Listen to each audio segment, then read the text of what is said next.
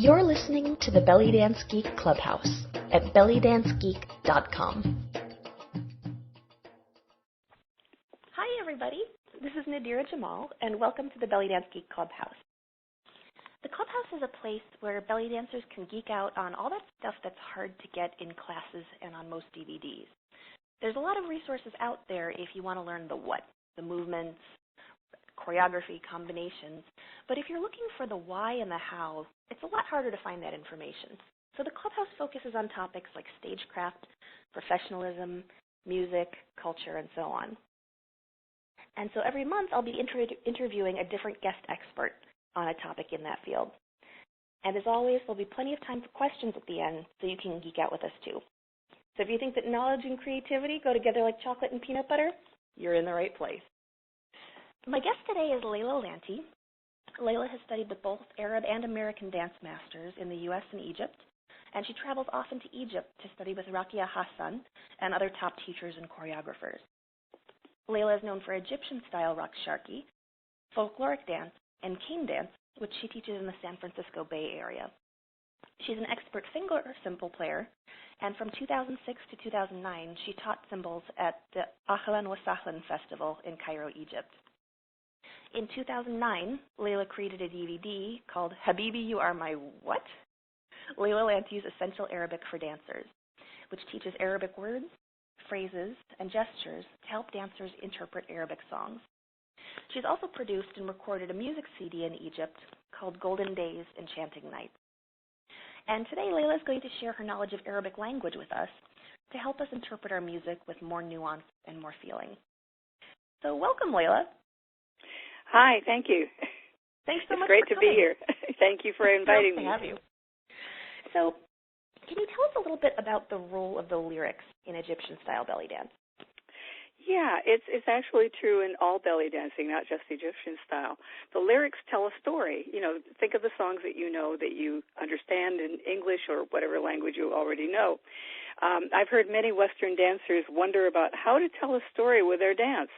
Well, what better way to tell a story than if you know the words to the song or you know what the song is about, and the song has laid your story out for you. Isn't that convenient? Besides, most tunes that we use for dancing, whether there's a singer or not, are really songs whose words are very well known by many Arabic people, as well as Arabic music fans of all nationalities. This is a gotcha, which many dancers are not aware of. I wasn't aware of it when I first started dancing, probably for the first 5 or 6 years, until I started dancing for Arab audiences.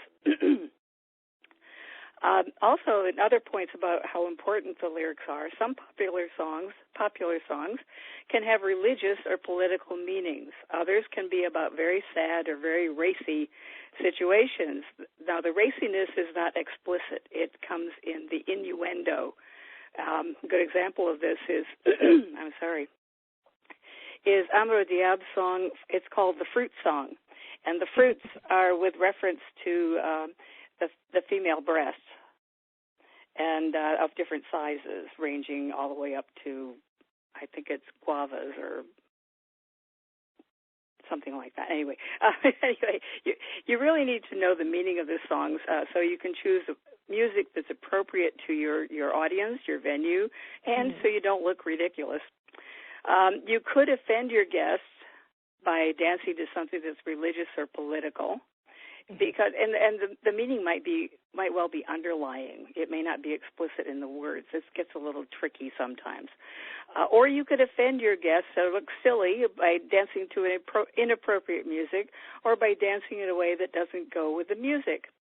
One good example is, would you knowingly dance to a song about a jilted lover at an Arabic wedding? I think not. For instance, Haram Tahabbak, very popular song for dancing by Werda. It means, though, I forbade myself to love you anymore. Go away and leave me alone. I've heard that referred to as the Arabic I will survive. I will survive, or hit the road, Jack, if you're a little older. Exactly. Okay. That's really why it's nice. It's really good to know the lyrics. It can help you set a story for your dance, and it also will help you avoid faux pas that you could make accidentally. One thing I discovered after starting to learn the language and learn the words to the songs is that my Arab audiences and all of our Arab audiences are extremely tolerant of how we interpret the music or not. I'm sure they have some gentle chuckles at our misunderstandings, but they do appreciate our trying to learn and learning their dance form. They know it's difficult. That's good. I think a lot of us put a lot of pressure on ourselves to make everything perfect. And in a lot of cases, especially for those of us who are perfectionists, that can make us not try. And I think that an important lesson is it's better to do an okay job with an honest, obvious effort to learn what's right and to learn the best rather than to not do anything at all. Absolutely. I found after I'd only learned a few words, literally less than a dozen words, I was dancing regularly every week for an Arab audience in an Arab restaurant. And I found after learning only 5 or 6 words, several people asked me, "Oh, are you learning Arabic now?" Excellent. And that also shows a nice respect for the culture, too. Even yes, separate from being able to dance appropriately. People appreciate it when yes. you try and speak their language. Yes, right. Absolutely. Now, my training is in Vintage Oriental, which is often called American Cabaret. And, for us, usually what we need to know is the meaning of the song as a whole. So, like Haram Tehebbak is, I forbid myself to love you anymore. But for us, we don't necessarily need to know the words for every single moment in the music. Is that the case for Egyptian style, or is it better to know what's happening in every individual moment? Well, of course, it's ideal if you know every single word in the song and you understand the nuances of everything. But, that's extremely difficult to master. It takes years and years and years of study. It's really enough for both Vintage Oriental or American Cabaret and the Middle Eastern styles, all of them. It's enough if you know the meaning of the song, and it helps a whole lot. Sorry, I've had this little frog in my throat all day. It also helps a lot if you know I'm sorry.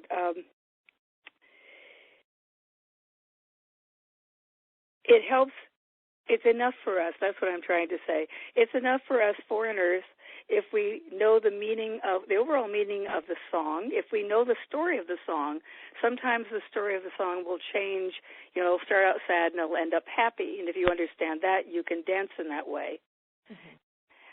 The other thing that is good to know is that knowing the meaning for a specific moment or a word or a phrase or a whole sentence would be most useful in performing to slow songs, like slow love songs or that sort of thing, because then you have time to actually interpret a single word or a phrase.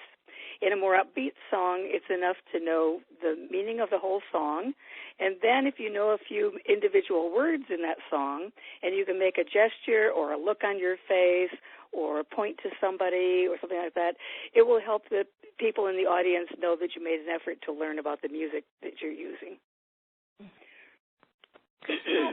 How did you learn about Arabic and also the Egyptian dialect specifically? I started out, like most people in this country in the 1970s, who started in the 1970s with American Cabaret style, which is a combination of styles from all over the Middle East. Well, not just the Middle East, but Greece as well. But when I moved to the San Francisco Bay Area, I had an opportunity to visit the Arabic restaurants and start dancing there. And so I decided I wanted to learn more about the language and the culture. In fact, one night some young men invited me to come over and have a Coke with them, which I did. And one of them said, "You are a good dancer, but now you need to learn the language." So I took that as a challenge, and the first opportunity that came up, I signed up for a class with a native Egyptian woman who was living in San Francisco, and I studied the Egyptian dialect with her. She also taught us many songs to go along with it, so we could sing in Arabic, and she made us learn the language of the songs and the underlying meanings. It was eye-opening, and it was exciting, and it was fun. At around that time, I also signed up at Stanford, where I was working, for 2 years of studying the formal Arabic language that's used in writing and television broadcasts, like the news, speeches, that sort of thing. Each form of the language complements the other, and that's where I started learning the language. But I've also gone to Egypt probably about 16 times now, and every time I go, I spend a lot of time with the Egyptian people. I've made a lot of friends there who are Egyptian, and they've always been happy to help me learn the words and phrases. And those who speak English well, several of them do, also help try to explain the cultural background behind some of those words and expressions. So what words or phrases and expressions like that we may find in songs could give us a clue about the meaning? Well, there's, excuse me, I chose a few from the DVD. The DVD has about 60 words that are common in many of the songs that we use. And I wanted to add one more note about the choosing songs and being aware of their meanings. I don't want to scare people too much, but really most of the songs that we use for belly dancing that you see on the standard belly dance labels, they are love songs, and occasionally they have a little bit of nostalgia about the homeland, but they're almost never contain anything political or religious. So don't worry too much. If you choose one of the standards that we are using, then it's not a problem. You only have to be careful when you get out into the current popular songs. It's good to try to find out what those are about. Now the words, which I think are the most heard in the songs, the first one everybody I'm sure knows is Habibi. And the first H, by the way, is pronounced ha. Think of sighing about your loved one. Ha, and you have the right sound. It's Habibi means my love, talking to a man or a male, or a male pussycat that you love. It doesn't matter. Habibi is talking to a male and saying my love. Habibti with a T in it. Habibti means my love, talking to a female. You don't hear that too much in the songs because most of the songs, whether a man is singing to a woman or a woman is singing to a man, that is the singer is a man or a woman, they always talk to the love as if he or she is a male, using the masculine forms of address. I can get into that more later if someone is interested in finding more about it, but it's all explained on the DVD, of course. But Habibi it just means my love, and like I said, use it for anybody male as long as it's living. Or you could use it with something that's not living, but as a joke only. Elb or kalb starts out with a Q. Oh, that's a funny sound to us English speakers. And most of the time, and in the Egyptian songs, it's Elb, A-L-B. Elb means heart. Elbi means my heart. Another word that we hear a lot is roh, R-O-H, and you have to hear the H on the end. You can't just say ro. It's roh, R-O-H. Rohi means my soul. Another word, I'll give you several forms of the word because it's so important in the songs. Ain, it means, I spell it with a little dash, E-I-N. The dash is a funny consonant in Arabic called an ain. It sounds like strange sound to us people, but you get the hang of it after a couple of years. But ain means eye. Aini means my eye. Ayun means a pair of eyes. And ayunek means your eyes, talking to a male. Ayunik, talking to a female. Don't worry about those details. It's just, Anyway, ayn is the main word. You will hear it mostly in the songs as ayni or ayunek. Ayni, my eye. Ayunek, your eyes, plural. Then another word you come across often is zaman. Z-A-M-A-N-N. I'm sorry. Let me do that again. Z-A-M-A-A-N. Zaman. It means in the past or a long time ago or once upon a time, min zaman. So one pattern that I'm hearing is that it sounds like words that end with E sound mostly mean my. Yes, So that's true. Most of the time that means mine. You take a noun and you add EE to the end, and it becomes my. Let me think of a good example. Ein is a good example. Ein or Eini. Ein is an I, and Eini is my I. Well, that sounds helpful when you're trying to interpret, since if the song is talking about my something, you might... Right, and ayun is a pair of eyes. If you say ayuni, it's my eyes. So Aini is my one eye, and ayuni is my two eyes. I see. That's handy. Yeah. All right, so those are really helpful words, and I can think of songs that I've heard all of these in. Yeah. And, one of the big stylistic points that I often see when I watch Egyptian dancers is that they often, are doing some gesturing along with their lyrics. But, one thing that, is a great source of comedy throughout history is that gestures often have different meanings in different cultures. So you can't always assume that, the way that you would gesture for something, as an American speaker or from whatever country you might be in, is going to be what Arabs will respond to. So can you tell us about a few gestures that might be appropriate for the words that we've just learned? Yeah, for Habibi or Habibti, you cross your hands, palms facing your body, and place them on your upper chest above the bosom. And that just kind of means, like hugging yourself? Yeah, it's like a little hug. Habibi, you cross your hands, put your palms on the upper chest. You don't cross them very far, but enough that people can see that they're crossed. And everyone knows that means my love. Gotcha. Another one for Elb, A-L-B, or L-B, L-B, my heart. Put your hand on the center of your chest, not where you think your heart is, but the center of your chest, a little farther down, but still above the bosom. Or you can point your index finger to the center of your chest. That will also mean my heart. We don't usually do that. We don't point it and really make a big deal of that point, but they do. And one of the reasons the gestures are so important is interpreting the meaning, yes, but you know how we always know, the Italians, they use their hands to talk. If you held on to an Italian hand, he couldn't talk.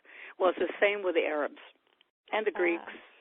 And but it's hand gestures all the time. People use hand gestures all the time when they're speaking to their friends and families. Okay, so it's not just helping the meaning get across. It also helps you seem more conversational. Yes, exactly. Everyone, when I'm there, I find out my hands are all over the place because I'm doing what they do. But, it takes me a while when I come back home to say, I don't need to do that anymore. For Ayin, Ayuni, Aini or Ayuni, one hand, brush the back of your fingertips next to your eyes. Don't point at your eye with your index finger. That would look kind of silly to an Arab. Like you're trying to poke yourself in the eye. Yeah, right, exactly. And for the word zaman, in the past, a long time ago, it's a gesture that would look like if you were standing or sitting and you gently toss a facial tissue over your shoulder. We would think that gesture might be rude, especially if it's not gentle. You're raising your hand and tossing it over your shoulder. Now, do you usually toss that over the same shoulder or the opposite shoulder? The same shoulder. Okay, so right hand, right shoulder. Yes, right, Gotcha. Exactly. And you see that if it's not a gentle toss, it could be considered rude to us. Gotcha. And actually, it could be, if it was not gentle, it would be rude to an Arab as well. Okay, so very soft. Yeah, just a little soft. It means in time, it could be yesterday or a long time ago, whatever. It's time that's passed. Oh, so like the time behind you. Yeah. Gotcha. Okay, and do you have a gesture that you'd recommend for roh? Roh, this is a good one. People always giggle, it seems, when I teach them this. For roh, my soul, you put your hand on your liver. Now, your liver is slightly to the left of your middle on your midriff, that is between your bust and your waistline. So you gently lay your palm of your hand on your midriff if you hear the word roh or rohi. That means my soul. As far as I know, we don't have a gesture for this, for my soul. I haven't run across this yet. That's one of the things that I think is neat about different cultures is that everybody associates different body parts with different emotions and concepts. Right. I don't think any of us would think of our soul as being in our liver, but there's no reason why it shouldn't be. And actually, as far as I know, it comes from an ancient belief that that's where the soul lives. Mm. And it continues into, although nobody believes that anymore, but it continues into current usage because it's a handy hand gesture. Excellent. Now, with gestures, this can be tricky. I've seen Western dancers dance with gestures very well, and it looks very heartfelt.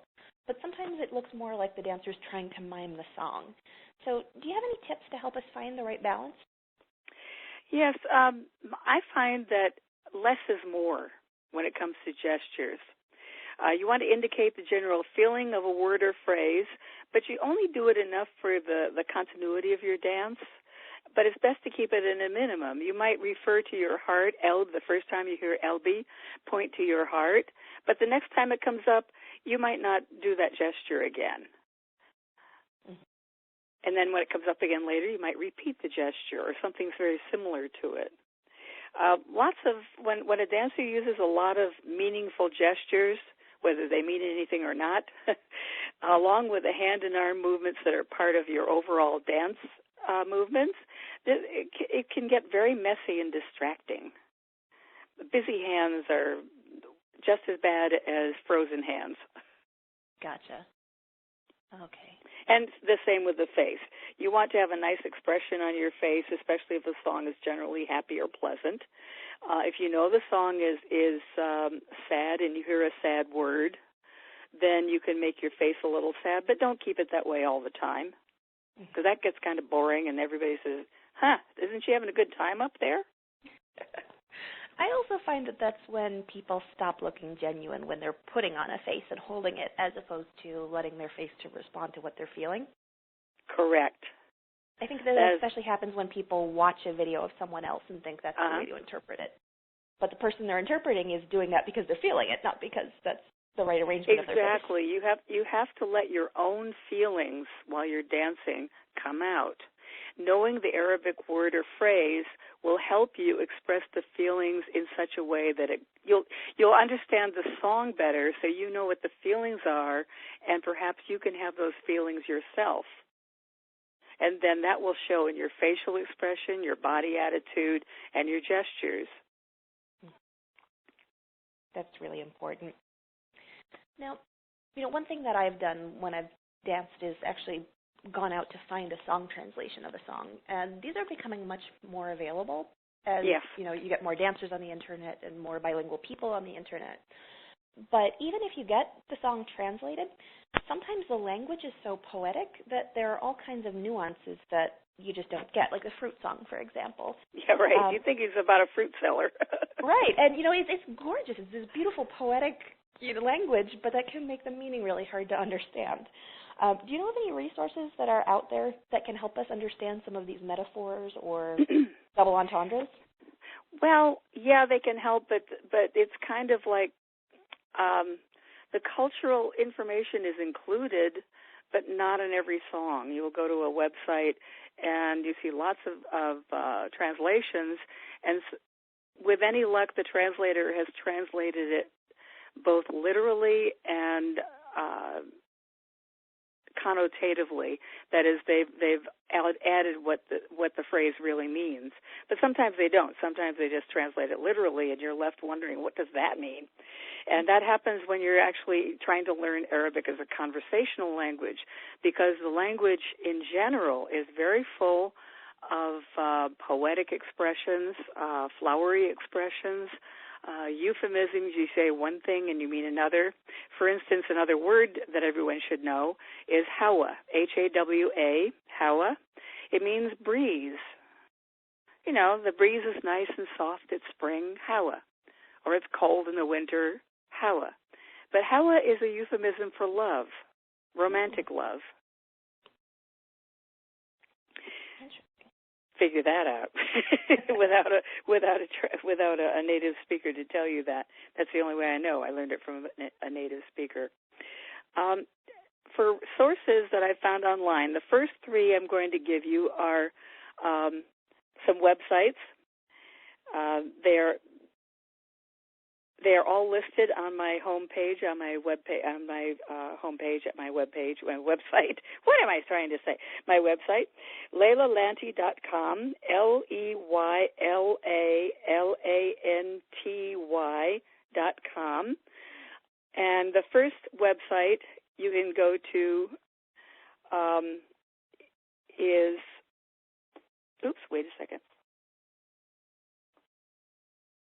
is www.shira.net/music.htm, as in HTML, but it's HTM. Or you can go just to shira.net, SHIRA.net, and click on music translations. It's on the front page. And she has a number, not just Arabic, but she also has Greek and I think some Turkish. There may be others as well. The site is a lot of songs. Where she has been able to get it, she has included cultural information about the words, about what the metaphors are. Another one that has fewer cultural notes, but has some wonderful song translations, is and this is all one word, ArabicMusicTranslation.com. It's not translations. It's ArabicMusicTranslation.com. Another one that's very good is on OrientalDancer.net. That's the one of the discussion boards. Go to www.orientaldancer.net/Arabic-song-lyrics. Once you get to that one, click on Look Here Before Posting, even if you're not posting, because that explains how that site is set up. It was very helpful when you're trying to look for something. Very often the dance community is a great source of translations. Yes. I find. So, excellent. And I'll include all of those links when I send out the link to the recording of this call. So if you're listening to this, you don't have to be scrambling to write down all of these URLs. And actually, those of you who are on the webcast, there's a link to Leyla's website on the left-hand side of your screen anyway. All right. Yeah. So did I cut you off, Leyla, or were you done with your No, work? I'm still here. Okay. I'm still here. All right. So this has been really helpful, but I know that there's a whole lot more to learn on this topic. So if people want to learn more from you, how can they do that? Buy my DVD, of course, or have me come and teach a workshop. But buying the DVD is almost as good as that. First, I'd like to tell you about the DVD's structure. I paid a lot of attention when I made the DVD. I paid a lot of attention to what people were saying online about what they liked and did not like about other DVDs they had seen. And I made the structure of the DVD such that I think people will really enjoy it. First of all, it's 1 hour and 15 minutes lesson, plus there's an extras chapter and the credits. I would advise looking at the extras chapter first if you buy the DVD because it has a couple of corrections in it. It also has the URL to get to the class handout, which you can then type into your search engine and download and print. It has a full chapter menu, and the chapter menu is based on the pages of a flip chart that is used in the lesson. Each flip chart has at least one chapter, some have two. Within each chapter, there are markers for every page of the flip chart and sections of the flip chart, enabling the viewer to skip forward and backward to word groups within the chapters. It's very nice. You say, oh, yes, I like that one, but I want to skip ahead to the end of this chapter where they have something on Rohi. Okay? You can hit your fast forward button or your fast backward button to get to what you want. The content of the DVD, there's over 60 of the most commonly heard words and phrases in Arabic songs, and I teach them along with their cultural context and enough grammar to help you use the words to interpret Arabic songs to your audiences. I don't try to teach you Arabic. That's way over my head. I can speak enough Arabic to get along pretty well on my own, but I am not qualified to teach Arabic language. But I can teach you enough to help you understand your songs better and have a clue or two about how to interpret them. This also includes, in the course of the lesson, time listening for the words in the three dance songs that are on the DVD, and I play them slow, then a little bit slow, and then up to speed, so you have practice listening to it at different speeds. And I point to lines on the flip chart as you're listening to the music. The DVD also includes tips on how to listen for the keywords in other songs that are probably in your collection. A bonus that's included is some everyday words and phrases for conversational use. They're kind of fun if you are dancing, you have an Arabic audience. It teaches you how to say hello, good morning, good night, and a few other things.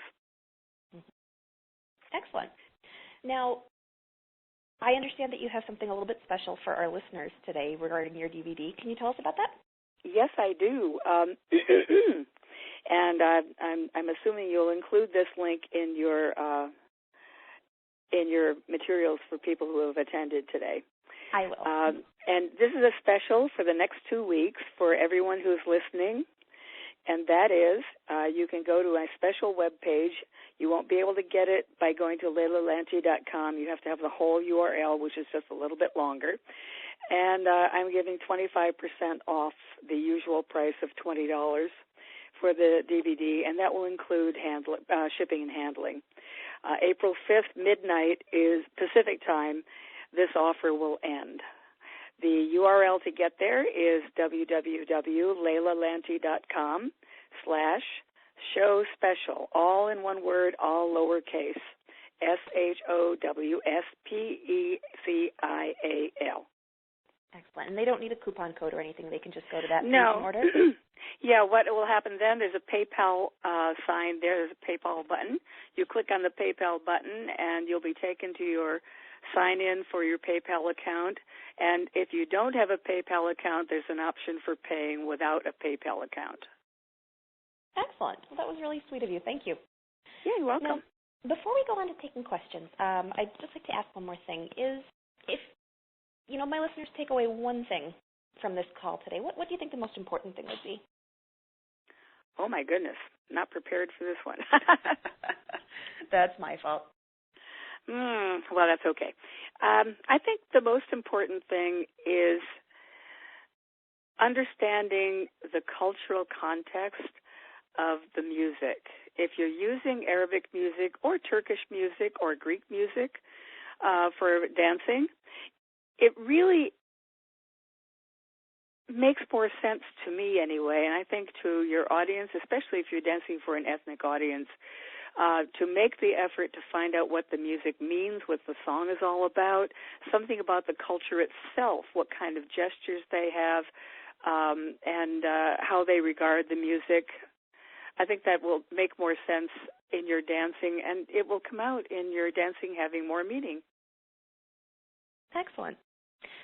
All right. So if there's nothing else you'd like to tell us, I think we'll open up the line to questions from our listeners. Oh, I have one more thing that I thought about with the flowery language. Mm-hmm. When you say good night to someone at the end of an evening, you say "Tisbah al khair," which took me 2.5 years to learn how to pronounce right. What it means is not good night. It means get up in the morning with lightness. In other words, get up cheerfully happy in the morning. That's nice. I like that. All right. So I'm going to open up the line to questions now. So for those of you who are on the webcast, you can type your questions in at the box at the left. And for those of you who are on the phone or Skype, you can press *2 to raise your hand. So if you're calling from an actual phone, that's *2 on your phone. If you're calling from Skype, that's *2 on your Skype keypad, not on your keyboard. But we would love to take some questions, so if you have anything you'd like to ask Leyla, now's a great time.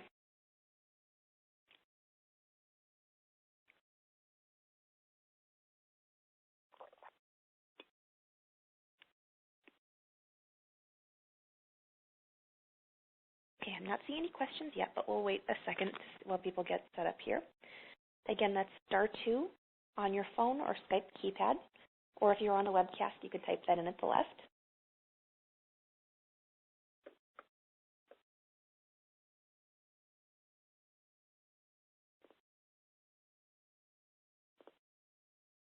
Nobody likes to be first. That's okay. While we're waiting, I'd like to also ask the listeners a question, and that's, what's the most important or most helpful thing that you took away from this call? So if you'd like to ask a question or to share your most important learning, please raise your hand. Again, that's *2 on a phone or Skype connection, or you can type it in at the box at left.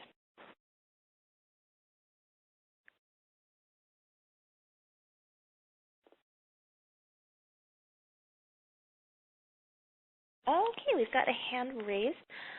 Philoclea, let me unmute you. Hi. Hi there. Hi. Hi. This is Irina from Dallas, actually. Hi, thanks for calling. Hi, Ada. So I was wondering, do you ever have song lyrics that are actually older poetry set to music, or do song lyrics tend to mostly be compositions for modern music? That's a very good question.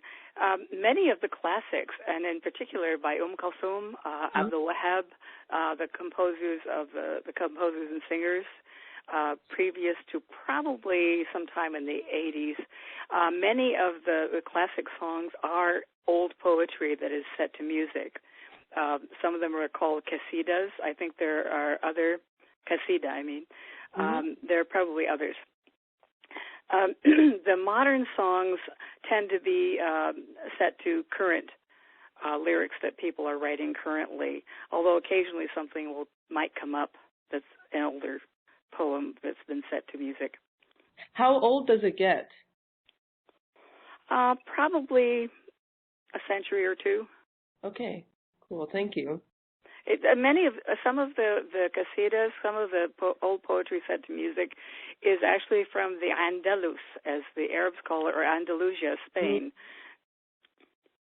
when the Arabs ruled in that part of the world. Okay, so it could actually, I asked because I actually work on medieval literature in my real life, and I was wondering if there was any medieval poetry set to music I could dance to. There may be.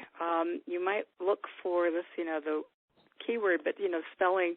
There's no standard transliteration from Arabic script to Roman script. Yeah. So when it's written in our script, you can expect 2 or 3 spellings for each word. Qasidas, I think it's Qesida, or it could be Qasida. Qasida, that's the name of the poetry. Okay. Start with that. And also look up Andalusian poetry set to music, because some of that is likely to be that old or close to that old. Thank you so much. That's You're welcome. To a new level of geekiness. Another thing I'd like to point out is on Facebook there is a belly dance research group page, and I can't remember exactly what it's called. I think it has belly dance and research in the title. Oh, cool. You could ask there. Many people have been asking there for references. Great. Thank you so much. You're welcome. I actually like to add something to that. I've actually often heard the word muwashahat used with the Andalusian poetry. And so that I know that songs like Lama Bara Yara Sana, the music is more recent, but the poetry does date back to the 1400s and earlier. That's correct. Muwasha is the singular for one poem. Muwashahat is many poems from that era. Okay. You are correct. Great. So do you have any more questions for Leyla while we've got you on the line? Well, okay, I do have one more question. I actually was at a conference once on translation, and a translator from Arabic said that the language was only difficult for the first 30 years. And that is my unedited comment. and I'm kind of wondering. That is so true. But I only have European languages. I mean, Indo-European, like German or Latin languages. And I'm wondering, how difficult is it really? I mean, how much pain are we talking about? a lot of pain. Arabic grammar is relatively straightforward, except for the plurals. Don't even ask about the plurals. Some of them are called broken plurals, and you'll never guess them unless somebody teaches them to you. For instance, what did I just... One example is the feminine form of the word for the color red is hamra. Mm-hmm. And in the masculine form is ahmar. Yeah, okay. So it's those kind of things, but those are a matter of memorization. You run into that if you're doing German or French or Italian or Greek, Yeah. But what happens in Arabic is you learn the grammar. The cases are pretty straightforward. The verb conjugations are pretty straightforward. You got participles and all this kind of stuff. They go by different names, of course. But then you get into how the language is used, and then you're in the ocean trying to swim real hard to make it over that big wave ahead of you, and you never quite get there. Okay. It really, learning the basic language itself to have conversations, whether it's in the formal form, which is called Fusha, or if it's in a colloquial form, one of the dialects, that you can do in, 2 or 3 years of regular classes. You can easily do that and get along quite well. But if you really want to get into nuances, if you're going to try to study poetry, that sort of thing, you're up against that 30 years, the first 30 years. Example. And even the Arabs have problem with it. I remember I asked an Arab once when a singer had finished singing a mawal, which is poetry that is sung. It is often made up on the spur of the moment. But there are some set ones that are poems that most good singers know how to do. And I asked one Arab, I said, I heard a few words in that and I understood them, but, what else is it about? And he looked at me, he says, Leyla, we have a problem with that kind of language too. Okay. And, now you're talking about the first 65 years.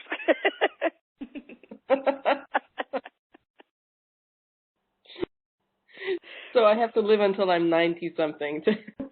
Yeah, actually, what would be ideal is to start studying the formal language, Fusha.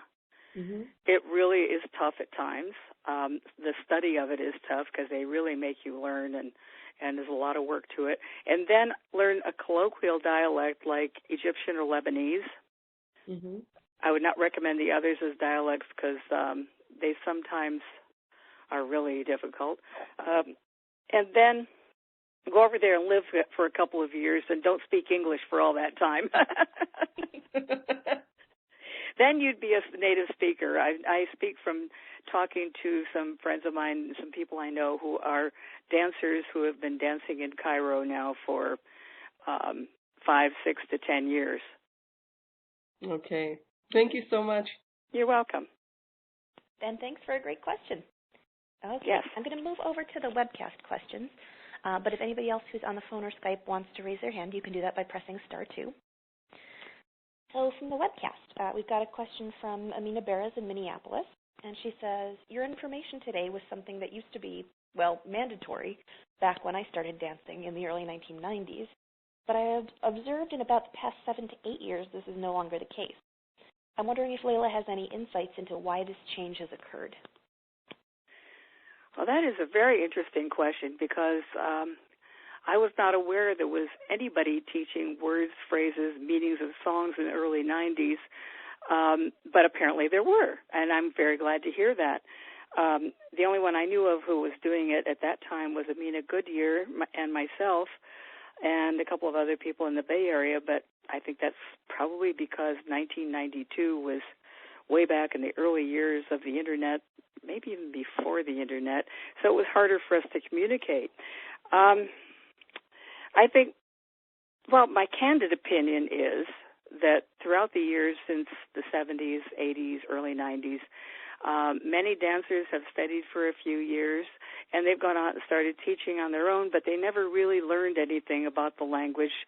It was required for class. They did what they had to, and then afterwards they didn't spend much time with it anymore. And it's very easy to lose that unless you use it. That's my opinion. I think what's happened is people have studied it for a little while, and along with the dancing, and then they go off and teach dancing, and they think the only thing that's important is the dancing, and they don't bother to bring in, or they've forgotten the language stuff that they learned. I'm sorry that has happened, but that's my opinion as to why it's happened. People just forget. And Amina, if Leyla hasn't answered your question, or if you have any follow-up questions, you can type in another question in that box. Yes. Okay, we've got another question from Aisha in Boston, who says, "Hi, Leyla. Thank you for sharing your incredible knowledge with us. Do you have any thoughts on dancing to instrumental versions of songs that are known classics that normally have lyrics?" Yes. Learn what the lyrics are about. If you can find a recording of any song that's on an instrumental, if you can find out what the song is and find the words to the song, that would be very good. At least you'll know the meaning of the song, and you can incorporate that in your dancing, in the feelings that you're projecting. Ideally, you would be able to find a recording of someone singing the song. Then you'll have an idea of where certain keywords occur, like a long stretch-out Habibi, or a long stretch-out Rohi, or Aini. And then you can incorporate a little gesture once in a while when you hear that phrase coming and say, "Ooh, she really knows the song." Okay. That's really the what I would recommend. But if you are not able to find the name of the song or the recording, then if you can find the words to the song or find out what it's about, that's the very least that you can do. Now, I actually have a follow-up question on that for you, Leyla. Yes. Very often a lot of the songs that we dance to, especially in the Kulthum repertoire, are the overtures, so what would be played before she came on. Are these usually snippets of what's coming next, or are they just introductory sections? Yes. Most of them are really just musicals. But, for instance, the introduction to Inta Umri does actually have phrases, a couple of phrases from the song, like the very beginning, when she says, let's see, what does she say at the beginning? I've just blanked on this. I can't believe it. You'll hear that theme in the introductory music. And I wouldn't worry too much about with the introductions to the Kulthum songs. If you're dancing to Kulthum song, find out what the song itself means and try to project that meaning through the musical. I don't think that will be a problem because when those songs were written, the composers who composed them made darn sure that the musical interludes and the introduction conveyed the meaning of the song. Gotcha. Thank you. You're welcome. All right. So if there's anybody who is on phone or Skype who wants to ask a question, you can raise your hand by typing *2, and I'll keep going with the webcast questions. So Alia Thabit says, "Hi, Leyla. Thanks for doing this. I missed the beginning, but especially enjoyed the gestural information. Here's my question. What are some tips for dancing to songs when we don't know the words?" And she also says, "Thank you." Okay. Hi. Nice to hear from you, Alia. Well, if you really don't know the words and you can't find them, then I would say you're going to have to make up your own story. If you can find the title of the song, you might be able to find a translation of the title. Try Shira.net. She has a lot of dance songs translated there. But if you can't find it, then I think the thing to do is try to interpret what the music sounds like to you and project how you're feeling dancing to it. Go with the underlying rhythms, the melodic lines, just the same as you would as American Cabaret, for instance, does. I think that's that's really the best you can do.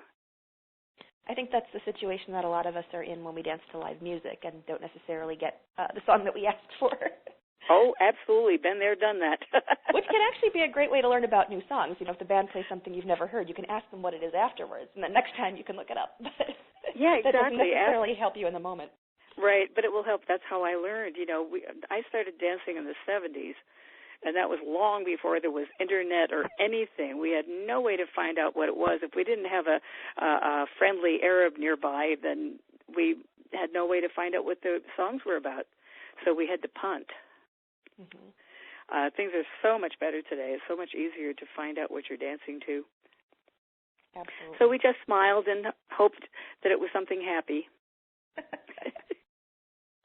I think that's also one area where all of the belly dance forums have been really helpful. Is sometimes you can upload an MP3, and if you have no idea what it is, somebody, when you have hundreds of people looking at that, somebody will recognize it or know the title or know the artist or be able to tell you what something means. So that can be really helpful too. Yeah, that is wonderful. When I was learning, I had a little notebook with me, and I would write down something that I heard in the song, or if they played something for me that I didn't know but I liked, I would ask the musicians if they would tell me what the name of it was, if they could remember. But most of them were very helpful. Most people were very helpful. They would tell me a little bit about it. One guy said, I can't translate the song. I said, no, don't translate it. Just tell me the story. Okay. And but that it is easier now, and I'm glad you pointed that out, that people do share those things. Mm-hmm. Well, I think especially when you're working with musicians, you know, it's respectful to show an interest, right? You know, you're not just out there to show off. You're showing that you really do like the music and appreciate it and want to know more about it. Yeah, I'd like to plug my article in the Belly Dance Reader. The Belly Dance Reader is a book that was just put out by Lynette of the Gilded Serpent, gildedserpent.com. And it is an excellent book. It has essays and articles by, I think, some 30 dancers. And I have an article in there about dancing with live music that includes just the point you were talking about. Excellent. Okay, we've got another question on the webcast. Great. Wallace Ruby asks, what was your intention in making your DVD as far as what I learned? Well, I found out a lot as I was dancing with Arab audiences and such, and I found out about the fact that musicals really, most of them are songs and they have words, and this can be a real gotcha. And I found out that some songs you shouldn't dance to, and I've seen dancers dancing to something like Tech Billick's Call to Prayer, big no-no. And I said, people really need to know more about Arabic music that they're dancing to. So I got inspired to teach a workshop, and I got it filmed, and then I made a DVD out of it. That's really why, because, you know, native Arab dancers, they understand the lyrics, no problem, but we don't. And it's very difficult to learn Arabic. And the body language, you have to go over there and study the body language and all this stuff. And we don't all have that kind of resource.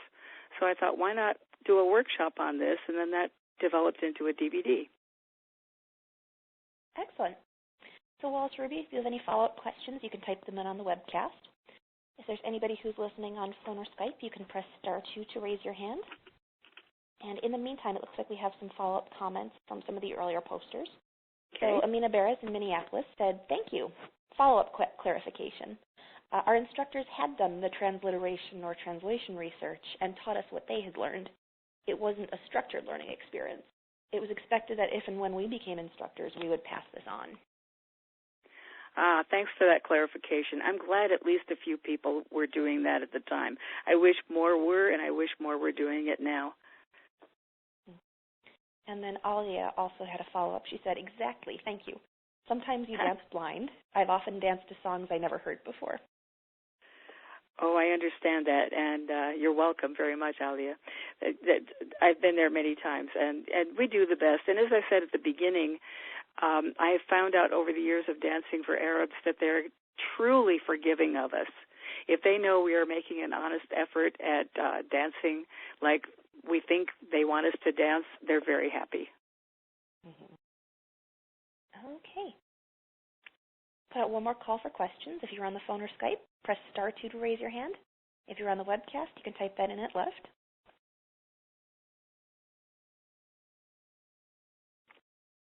And again, if anybody wants to share their most important learning rather than asking a question, we'd love to hear that too.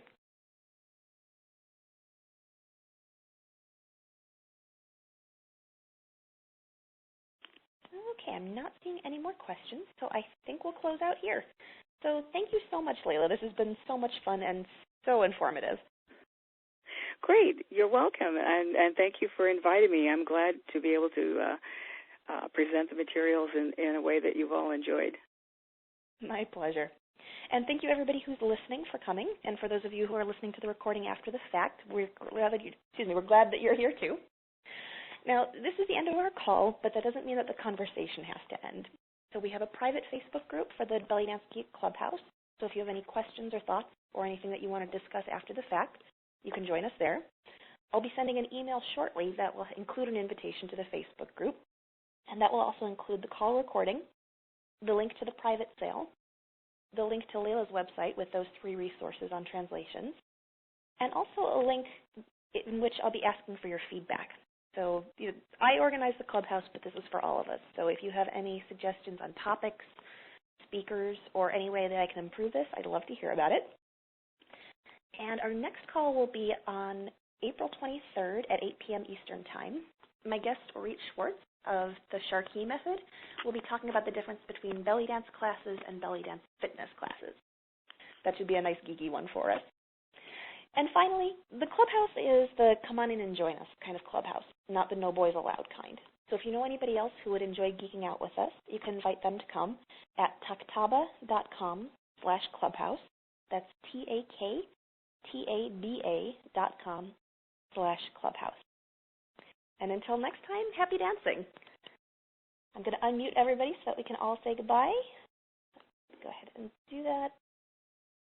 Bye. Bye-bye, everybody. Thanks for listening. For more geek-tacular resources, visit bellydancegeek.com.